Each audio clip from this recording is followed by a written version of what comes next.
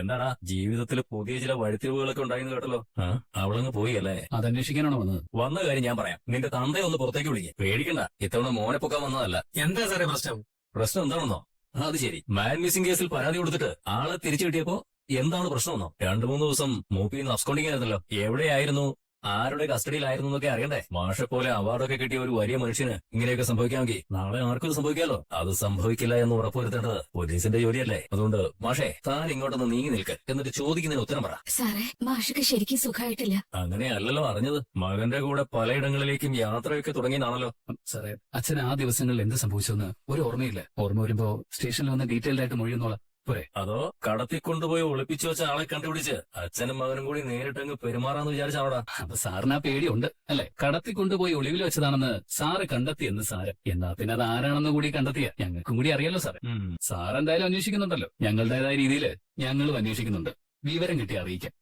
നിയമം കയ്യിലെടുക്കാനാണെങ്കിൽ അത് വേണ്ട, അത് പറഞ്ഞില്ലെന്ന് വേണ്ട. എന്റെ സാറേ, അച്ഛനന്ന് കാണാത്തതിന് ശേഷം ഒരു ദിവസം രാവിലെയാണ് ഞങ്ങൾ ഈ വീടിന് മുന്നിൽ കണ്ടത്. ആരാണ് കൊണ്ടുപോയതെന്നോ ആരാണ് തിരിച്ചു കൊണ്ടുവന്നെന്നോ ഞങ്ങൾക്ക് ആർക്കും മനസ്സിലായിട്ടില്ല. വിശ്വട്ടാ, അത് പക്ഷെ സാറിന് മനസ്സിലായിട്ടുണ്ട്. നമുക്ക് വല്ലവരെയും സംശയം ഉണ്ടോന്നും അത് സാറിന് മനസ്സിലായ ആളുകൾ തന്നെയാണോ എന്നും ഉറപ്പിക്കാനാണ് ഈ വരവ്.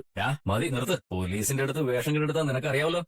അയ്യോ സാറേ, സത്യമായിട്ട് ഞങ്ങൾക്കൊന്നും അറിയില്ല. സാറിന് ഇപ്പൊ എന്താ വേണ്ടത്? എന്നെ കടത്തിക്കൊണ്ടുപോയത് ആരാണെന്ന് എനിക്ക് വല്ല അറിവുണ്ടോ എന്ന് പരിശോധിച്ചറിയണം. എന്നാ ഇല്ല സാറേ, എന്നാൽ അത് അറിയണമെന്ന് എനിക്ക് ആഗ്രഹമുണ്ട്. അതുകൊണ്ട് ഞാൻ നേരിട്ടൊരു പരാതി തരുന്നുണ്ട്. എന്നെ കാണാനില്ല എന്ന് പറഞ്ഞുള്ള എന്റെ മക്കളുടെ പരാതിയല്ലേ ഇപ്പൊ ഉള്ളത്. ഞാൻ തിരിച്ചു വന്ന സ്ഥിതിക്ക് അത് നിൽക്കില്ലല്ലോ. അതുകൊണ്ട് ആരോ എന്നെ തട്ടിക്കൊണ്ടുപോയി 3 ദിവസം മയക്കുമരുന്ന് കുത്തിവെച്ച് അബോധാവസ്ഥയിൽ സൂക്ഷിച്ചു. മരിക്കുന്നതിന് മുമ്പ് ഈ വീടിന്റെ പടിക്കൽ കൊണ്ടുവന്നിട്ടു. അത് ആരാണെന്ന് ഈ നാട്ടിലെ പോലീസ് കണ്ടുപിടിച്ചു തരണം. അങ്ങനെ ഒരു പരാതി എനിക്കുണ്ട്. ഞാൻ സാറിന് സ്റ്റേഷനിൽ ഒന്ന് എഴുതി തരാം. പോരെ? സാറിന് മാത്രമല്ല, സാറിന് മുകളിലുള്ള ഉദ്യോഗസ്ഥന്മാർക്ക് കൂടി ആ പരാതി കൊടുക്കാൻ ഉദ്ദേശിച്ചിട്ടുണ്ട്. അതെ, ഇപ്പൊ സാറിന്റെ മനസ്സിലുള്ളത് ആരാണോ അവര് തന്നെയാണ് പ്രതികളെന്ന് ഉറപ്പായാൽ മുഖം നോക്കാതെ നടപടിയെടുക്കാൻ വേണം. അതെ സാറേ, ഇനി സാർ അന്വേഷിച്ച് ഇങ്ങോട്ട് വരണ്ട. എന്തായി സാറിന്റെ അന്വേഷണത്തിന്റെ പുരോഗതി എന്നറിയാൻ ഞങ്ങൾ ഒന്നിടപെട്ട് അങ്ങോട്ട് വന്നോളാം. ഇതിന്റെ പിന്നിൽ ആരായിരുന്നു എന്നും എന്തിനായിരുന്നു എന്നും എനിക്കറിയണം സാറേ. സാറ് ചെല്ല്. വിക്രം, ഞാൻ വെറുതെ പറഞ്ഞതല്ല. ഇത് ചെയ്തവരാരാണെന്ന് എനിക്കറിയണം. നമ്മളത് കണ്ടുപിടിച്ചു വെച്ച ഉറപ്പ്. ആ വിക്രമോ അച്ഛൻ ഇവിടെ വന്നിരുന്നോ? അവര് വേറെ വന്ന് കണ്ടിരുന്നോന്ന്? കണ്ടിരുന്നു. അച്ഛൻ എന്തിനാ അതിനെ അനുവദിക്കാൻ പോയത്? അതുകൊണ്ട് എന്താ കുഴപ്പം? നാളുകൾക്ക് ശേഷം അവൾ സ്വന്തം ഇഷ്ടപ്രകാരം ഇറങ്ങി പോകുന്നതല്ലേ. ഇനി അതിന്റെ പേരിൽ സംസാരം ചർച്ചയൊന്നും വേണ്ടാന്ന് അച്ഛന് പറയായിരുന്നില്ലേ? ഞാൻ എങ്ങനെ അത് പറയും? അതെന്താ? സുധാകര മാഷിന്റെ വീട്ടിൽ അയാളുടെ മകന്റെ ഭാര്യയായി 1 വർഷത്തിൽ കൂടുതൽ ജീവിച്ചത് അവര് തമ്മിൽ സംസാരിക്കണമെന്ന് പറഞ്ഞാൽ വേണ്ടെന്ന് പറയാൻ എനിക്കെന്താ അവകാശം? അവൾ അവനെ ഉപേക്ഷിച്ച് പോന്നിട്ടുണ്ടെങ്കിൽ അതിന് തക്കതായ കാരണവും ഉണ്ടാവും. അത് പാച്ചപ്പ് ചെയ്യാനായിട്ട് നമ്മളായിട്ട് ഒരു അവസരം ഉണ്ടാക്കിയ ഇനിയും അവൾ ഇറങ്ങി പോവുകയുള്ളൂ. എനിക്ക് മനസ്സിലായിടത്തോളം അവൾ ഇറങ്ങിപ്പോന്നത് അവിടെ ഒരു വഴക്കുണ്ടാക്കിയിട്ടല്ല. മലയ്ക്ക് പോയ വിക്രം തിരിച്ചു വരുന്നതിന് മുൻപ് അവന് ഫേസ് കൊടുക്കാതെ ഓടിപ്പോരുകയാണ് അവൾ ചെയ്തത്. അതിന്റെ കാരണം എന്താ? അവനെ ഫേസ് ചെയ്താൽ അവൾക്ക് അവിടെ നിന്ന് ഇറങ്ങിപ്പോരാൻ കഴിയില്ലെന്ന തോന്നൽ കൊണ്ടായിക്കൂടെ? അതിനർത്ഥം അവള് സ്വന്തം മനസ്സാലെയല്ല അവിടെ നിന്ന് ഇറങ്ങിപ്പോകുന്നത് എന്നല്ലേ? എനിക്ക് മാത്രമല്ല, സുധാകര മാഷിനും അങ്ങനെ തോന്നിയിരുന്നു. അത് അയാൾ പറയുകയും ചെയ്തു. അത് പറയേണ്ടത് അച്ഛനോ സുധാകര മാഷോ അല്ല, അവളാ. ഇനി അവനുമായിട്ട് ചേർന്ന് പോകാൻ പറ്റാത്തത് കൊണ്ടാണ് ഇറങ്ങി പോകുന്നതെന്ന് അവള് സമ്മതിച്ചല്ലോ. ഞാനൊരു കാര്യം പറഞ്ഞേക്കാം. അവൾ ആ വീട്ടിൽ നിന്ന് ഒന്ന് വന്നു കിട്ടാനായി നമ്മൾ ഒരുപാട് ആഗ്രഹിച്ചിട്ടുണ്ട്. ഇപ്പോ അവള് സ്വന്തം ഇഷ്ടപ്രകാരം ഇറങ്ങി പോകുന്ന സമയമാണ്. നമ്മളായിട്ട് ഓരോന്ന് പറഞ്ഞ് അവളെ തിരിച്ച് അവിടേക്ക് പറഞ്ഞയക്കാൻ നോക്കരുത്. അവൾ ഇങ്ങോട്ട് തിരിച്ചു വന്നതിൽ ഇവിടെ എല്ലാവർക്കും സന്തോഷം തന്നെ ഉള്ളൂ. പക്ഷേ അവൾക്ക് അത് വലിയ വിഷമം ഉണ്ടാക്കിയിരിക്കുന്നത്. വിഷമോ?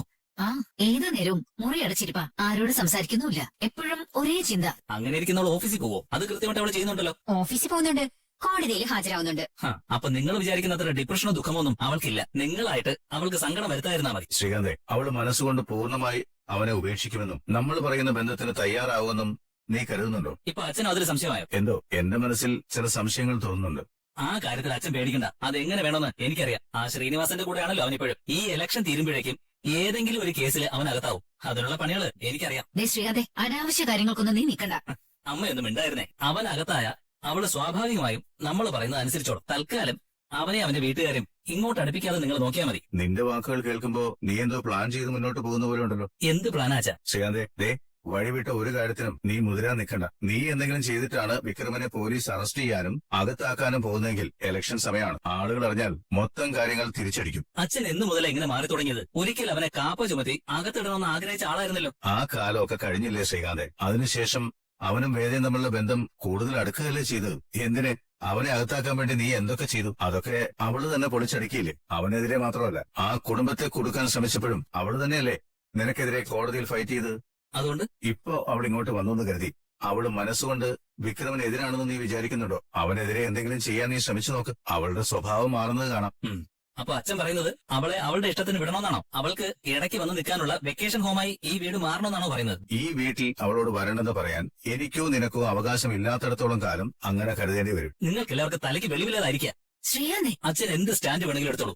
ഇനി വേണമെങ്കിൽ അവനെ പോയി കണ്ട് പാച്ചപ്പ് ആക്കാൻ മധ്യസ്ഥത വേണമെങ്കിൽ അതും ചെയ്തോളൂ. പക്ഷെ ഞാൻ അതിന് തീരുമാനിച്ചിട്ടില്ല. അവനെ ഉപേക്ഷിച്ച് അവൾ ഇവിടെ എത്തിയ സ്ഥിതിക്ക് ഇനി എന്ത് വേണമെന്ന് എനിക്കറിയാം.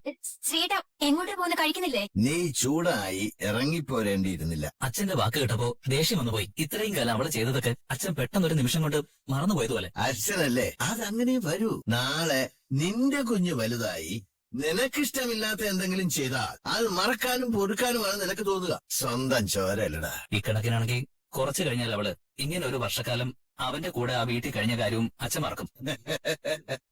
അത് നല്ലതല്ലേടാ. അങ്ങനെ ഒരു ഓർമ്മ ആരുടെ ഉള്ളിലും ഉണ്ടാകാതിരിക്കുകയാണ് വേണ്ടത്. പക്ഷെ അവളുടെ ഉള്ളിൽ നിന്ന് അത് പോകുന്ന അച്ഛന് തോന്നുന്നുണ്ടോ? നമ്മുടെ ഭീഷണി കൊണ്ടാ അവൾ ഇപ്പോ പറഞ്ഞത് മുഴുവൻ കേട്ട് അടങ്ങിയിരിക്കുന്നത്. കുറച്ചു കഴിഞ്ഞാൽ അവൾ മാറിയാലോ? സത്യം മുഴുവൻ അവൾ അച്ഛന്റെ മുന്നിൽ വിളിച്ചു പറഞ്ഞാലോ? അതിനു മുമ്പ് നമ്മുടെ പ്ലാൻ നടപ്പിലാക്കണം. തിരിച്ച് ആ വീട്ടിലേക്ക് പോകാൻ അവള് തീരുമാനിക്കും മുമ്പ് വിക്രത്തെ നമ്മൾ ഒതുക്കണം. അതിന് വാസവൻ നമ്മൾ പറയുന്ന പോലെ കേൾക്കും തോന്നുന്നുണ്ടോ? അയാൾക്ക് അന്ന് തന്നെ ഒരു വൈമനസ്യം പോലെ ഉണ്ടായിരുന്നു. നമ്മളോട് അത് തുറന്നു പറഞ്ഞില്ലെന്നേ ഉള്ളൂ. അതിന് നമ്മൾ വാസവനെ തൽക്കാലം നേരിട്ട് ഇങ്ങോട്ട് ചെയ്യിപ്പിക്കുന്നില്ലല്ലോ. അപ്പോഴോ ഏതൊരച്ഛനെയും പോലെ വാസവനും സ്വന്തം മകൻ പ്രിയപ്പെട്ടവൻ തന്നെയാണല്ലോ.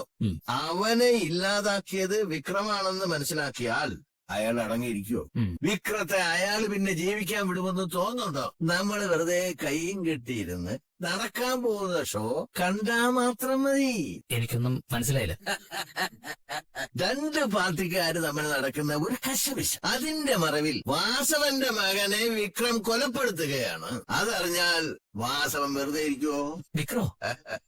വിക്രം എന്ന വ്യാജേന മറ്റൊരാ. അത് വിക്രമാണെന്ന് വരുത്തി തീർക്കാൻ നമ്മുടെ പക്ഷത്ത് പുളിക്കൻ നിൽക്കും. പുളിക്കൻ ശ്രീനിവാസനോട് പറയുന്നു വിക്രമാണ് വരുണിനെ കൊലപ്പെടുത്തിയത്. ആ ദേഷ്യത്തിൽ വാസവൻ വിക്രമിനെ ഇല്ലാതാക്കും. നമ്മളെ സംബന്ധിച്ചിടത്തോളം രണ്ട് ശല്യവും ഇല്ലാതാക്കും. നമ്മുടെ രണ്ട് കുട്ടികളും സേഫ്. പിന്നെ അവരുടെ പേരുള്ള വസ്തുവകളല്ലേ, അത് എങ്ങനെ കൈകാര്യം ചെയ്യണമെന്ന് നമുക്ക് തീരുമാനിക്കാം. എന്താ? ഇപ്പോഴാ ഒരു സമാധാനമായത്. എന്നാ എനിക്കൊന്നുകൂടി വിളിക്കാം. ആദ്യം എന്റെ ഹോട്ടലിൽ കയറി വേദ വന്നതേ വിക്രമേട്ടനെ സ്നേഹിക്കാനോ കൂടെ ജീവിക്കാനോ അല്ല എന്ന് എനിക്ക് അറിയാമായിരുന്നു. വേദയിൽ നിന്നും വിക്രമേട്ടനെ രക്ഷിക്കാനായിരുന്നു എന്റെ ശ്രമം. പക്ഷേ നിങ്ങൾ പോലും അറിയാതെ തമ്മിൽ അടുക്കുന്നതും പരസ്പരം ഇഷ്ടത്തിലാവുന്നതും മാറി നിന്ന് കണ്ടവളാണ് ഞാൻ. അതില്ലാതാക്കരുത്. നീ എന്താ ഇവിടെ? ഇത് നല്ല കുത്തു. എനിക്കെന്താ ഇവിടെ വന്നൂടെ? ഈയിടെയായിട്ട് അങ്ങനെ വരാറില്ലല്ലോ, അതുകൊണ്ട് ചോദിച്ചത്. ഇന്നിപ്പൊ എനിക്ക് വരാൻ തോന്നി. അല്ല, അത് വേണ്ടെന്ന് പറയാനേ നീ ആരാ? ഈ വീട്ടിൽ ആരെങ്കിലും ആണോ? അല്ലല്ലോ. അത് നീ അന്വേഷിക്കണ്ട. അപ്പൊ ഞാൻ എന്തിനു ഇവിടെ വന്നൂന്നേ നീയും അന്വേഷിക്കണ്ട. ഞാൻ ഇവിടെ വരുന്നതിന് തടസ്സം പറയാനേ ആകെ അമ്മയ്ക്കും അച്ഛനും മാത്രമേ അർഹതയുള്ളൂ. അവര് പറയുന്നിടത്തോളം ഞാൻ വരും. അതിന് നീ അവരുള്ളപ്പോഴല്ലോ ഒളിച്ചല്ലേ വരുന്നത്. അത് എന്റെ മിടുക്ക്. നീ ആള് കൊള്ളാമല്ലോ. അതിപ്പോഴാണ് മനസ്സിലായത്. നോക്കിക്കോ, പതുക്കെ നിന്നെ ഇവിടുന്ന് ഞാൻ തുരത്തും. അതിനു മുമ്പ് ആ താലി ഞാൻ വിക്രമേനെ കൊണ്ട് അറുത്ത് മാറ്റിക്കും. എന്നിട്ട് എന്റെ കഴുത്തില് കെട്ടിയിൽ. അയ്യേ, ഈ താലിയല്ല, വേറെ ശരിക്കുള്ള താലി. എന്നിട്ട് നീയും വിക്രമും കൂടി ഇവിടെ സസന്തോഷം ആളുമായിരിക്കും അല്ലേ? എന്നാ സംശയം? നിന്റെ ഒരു ആഗ്രഹമല്ലേ? വേണ്ടാന്ന് ഞാൻ പറയുന്നില്ല. തൽക്കാലമേ മോൾ ഇവിടുന്ന് പോവാൻ നോക്ക്. ഞാനിവിടെ വന്നപ്പോഴേ ഒരു പണി കിട്ടി. അത് തീർത്തിട്ടേ ഞാൻ ഇവിടുന്ന് പോകുന്നുള്ളൂ. എന്ത് പണി? നിന്റെ മുഖത്തെന്താ കണ്ണില്ലേ? ഞാൻ ഇത്രയും നേരമായിട്ട് വിക്രമന്റെ ഷർട്ട് അയൺ ചെയ്തോണ്ടിരിക്കുന്നതേ നീ കാണുന്നില്ലേ? നിന്നോട് ആരും ഇതൊക്കെ ചെയ്യാൻ പറഞ്ഞത്? ഈ ഷർട്ടിന്റെ ഉടമസ്ഥൻ ആരാ? ആ ആള് തന്നെയാ പറഞ്ഞത്. ഞാൻ ഇങ്ങോട്ട് വരുമ്പോ ഈ ഷർട്ട് അയൺ ചെയ്യാനായിട്ടേ കഷ്ടപ്പെടുമായിരുന്നു പാവം. അപ്പോ ഞാൻ ചോദിച്ചു, എന്തിനാ വിക്രമേട്ട ഇങ്ങനെ കഷ്ടപ്പെടുന്നത്? ഞാൻ ചെയ്തു തരൂലേന്ന്. അത് ചോദിച്ചപ്പോ പാവത്തിന്റെ ആ മുഖത്തുണ്ടായിരുന്ന തിളക്കൊന്ന് കാണേണ്ടതായിരുന്നു. അപ്പോ ഞാൻ പറഞ്ഞു, വിക്രമേട്ട പോയി കുളിച്ചിട്ട് വാ, അപ്പോഴേക്കും ഞാൻ ചെയ്ത് വെച്ചേക്കാം, വേണമെങ്കിലേ വരുമ്പോ ചോദിച്ചോക്ക്. അതെങ്ങനെയാ? നീ പ്രതികാരം ചെയ്യാൻ വന്നവളല്ലേ, നിനക്ക് ആ മനുഷ്യനെ സഹായിക്കണമെന്നൊന്നും ഉണ്ടാവില്ലല്ലോ. മതി നിർത്ത്. ഇനി നീ വായിട്ട് അലക്കണ്ട, അതോടെ വെച്ചിട്ട് പോവാൻ നോക്ക്. അതെ, നീ എന്തിനാ എന്നോട് ചൂടാവുന്നത്? ഭർത്താവിനെ കണ്ടറിഞ്ഞ് കാര്യങ്ങൾ ചെയ്തു കൊടുക്കാൻ പറ്റണം. ആദ്യം അതിന് തയ്യാറായില്ലെങ്കിലേ അവരത് ചെയ്തു കൊടുക്കുന്ന വേറെ ആളുകൾ ആശ്രയിക്കും. നിർത്തടി, ഇറങ്ങി പോവാൻ നോക്കടി ആദ്യം. ഇല്ലെങ്കിലേ നീ എന്ത് ചെയ്യും? നീ എന്നെ കഴുത്തിൽ പിടിച്ചങ്ങ് പുറത്താക്കോ? അന്നൊന്ന് കാണണമല്ലോ. പ്രായത്തിൽ താഴെയല്ലേന്ന് കരുതിട്ടാ ഞാൻ നിന്നെ ഇതുവരെയും വെറുതെ വിട്ടത്. അപ്പൊ നീ തലേ കയറി കളിക്കാൻ നോക്കുകയാണോ? നിനക്കൊക്കെ നല്ല അടിയുടെ കുറവാ. അത് ഞാൻ ഇപ്പൊ തന്നെ പരിഹരിച്ചു തരാം. അടിയോ? എന്നെയോ? അതെ, അടി തന്നെ. നല്ല ചൂലും കെട്ടുകൊണ്ടുള്ള അടി. അത് കിട്ടുമ്പോഴേ താനെ പഠിച്ചോളൂ. വേദ, അയ്യോ വേദേ, വേണ്ട പ്ലീസ്. വേദ. എങ്ങനെ? വേദനോ? ഇത്രയും നാളും ഞാൻ സഹിച്ചു.